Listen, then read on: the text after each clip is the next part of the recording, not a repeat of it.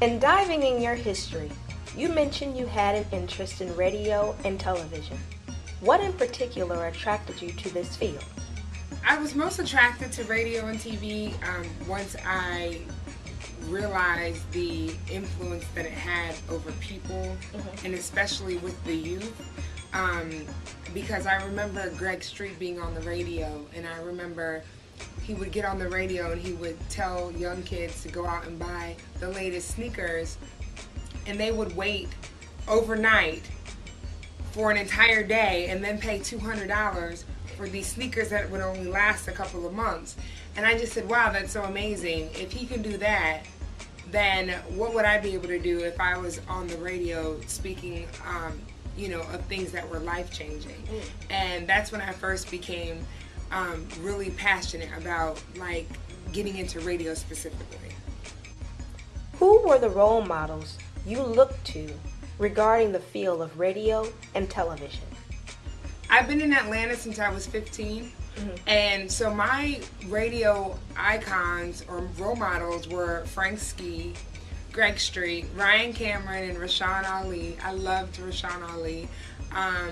And really, honestly, those were the four people. I remember saying, I want to be like them. And now I work with all four of them, and I'm good friends with all four of them. So that's what's ironic, is how things turn out. So it's kind of like a surreal experience. It's so surreal. Every day I'm pinch myself. Is this really my life? And are these really the people that I call friends? It's amazing. People in general can become possessed by their possessions or the idea of what possessions can bring. What was it that enabled you not to succumb to that trap in transitioning from corporate America to your dream career? Well, thankfully for me, the transition financially and as far as possessions go, that transition went down. I lost everything. So it really taught me to hold on to faith first, and it also taught me that those possessions and those intangible things like your credit score doesn't define who I am. Because at that time in my life, during that transition, I made so many sacrifices, and so many of the things that I had worked so hard for up until that point were taken from me. So it really made me realize what's really important in life, and if this were the end, what do you prioritize? What's most important to you? And I made a decision that my happiness would be most important to me, and my long-term happiness in doing what I felt like God put me on this earth to do. When I started to acquire some of those things back, I feel like losing it and hitting rock bottom humbled me so much that on the way back up, I was a totally different person. So, I felt like it really defined who I was, and it defines who I am today, because the person I am today, I feel like, is different than the person that I was 5 years ago. And if I hadn't gone through that transition, I wouldn't be who I am today. So, the person that I am today is a lot more spiritual. I can honestly say that I honestly try to live my life each day with integrity and character and do what's right. And my relationship with God is so personal now, whereas before it was very impersonal. So everything has changed now, and I'm so appreciative that I hit rock bottom in the beginning and got that out of the way, because it truly changed my character overall. Tell us a day in the life of Nina Brown.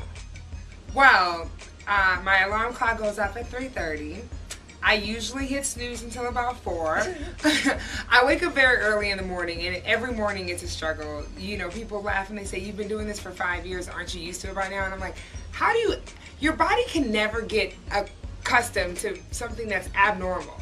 You know what I mean? I'm like, 5 years, 10 years, 15 years, no one's supposed to wake up naturally at 3:30 in the morning. But I wake up very early. I'm in the office by 5. Our show is from 6 to 10, so I'm preparing and executing the things for the show that day during that time, and then afterwards it's tons of follow-up emails, booking guests for future shows, planning shows. I'm in meetings for station events and just ways to get better. You know, a lot of times I'll have meetings off-site that have to do with, you know, sometimes our show, and then sometimes it may be other projects. I try to work out, haven't done that in a few months, but I try to find balance, you know, whereas if I'm in the office from 5 a.m. to 2 p.m., I try to find balance in, you know, like going to work out or doing something for me. But, you know, I have a 9-year-old son who has a schedule crazier than mine. So, you know, yesterday it's baseball games and football and basketball. It's always something, in schoolwork.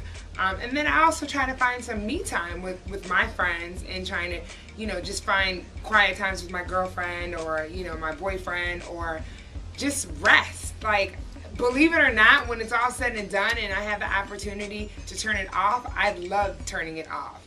You know, just to be able to do nothing and just, you know, relax and rest. And even when I'm in relax and rest mode, I'm still thinking, because I'm still Nina Brown, and the Frank and Wanda Morning Show is always a part of, you know, what is going on in my life. But, you know, I try to tone it down as much as possible and find that quiet time, because it's kind of like my, you know, how you gain your sanity back.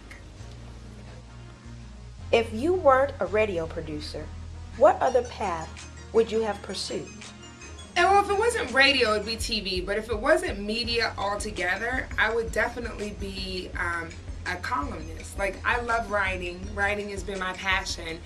I always wanted to be Sydney from Brown Sugar. Like, I always wanted to be like a hip-hop columnist or a journalist. I love writing and I love music. So, you know, if I wasn't radio, TV, or, you know, music through writing, then I always said I wanted to be a teacher. Like, I love the high school age of teaching, and, you know, the youth at that age. So I really think that I would be a high school teacher if I wasn't anything to do in media. You've seen quite a few things in the music industry. What would you consider the good, the bad, and the ugly? The good, bad, and ugly of the industry. The good would definitely be the opportunity to change people's lives, because you're given this platform to stand on, and where people do look up to you. Then, you know, it's just a privilege and an opportunity. It's a humbling opportunity to be able to use that that leverage, and to be able to change someone's life. Like, that's the amazing part of it. So that's definitely the good. The bad part is that the same thing really is, because you're on this platform, your life isn't as private anymore. You are criticized a lot more.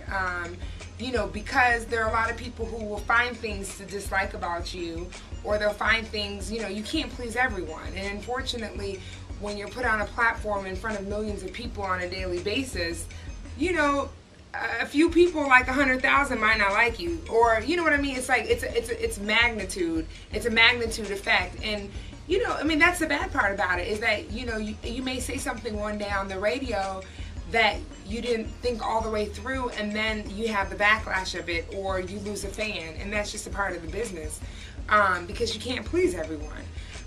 The ugly of it is probably, it's just that it's so go, go, go, go, go. And, you know, you really never know, once you are put on this platform, you really have to be in tune with yourself to know who really likes you for you, and who just likes you for the image that you represent.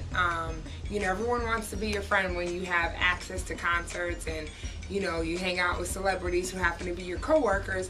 So it's just being able to identify, like, do you really, like, you know, really want to get to know me as a person, or you just want to be able to ride off the coattails or benefit from, you know, the fringe benefits that I get. Like, and that's the ugly part of it, is that sometimes you don't know, and you have to do the best you can to judge people's personalities.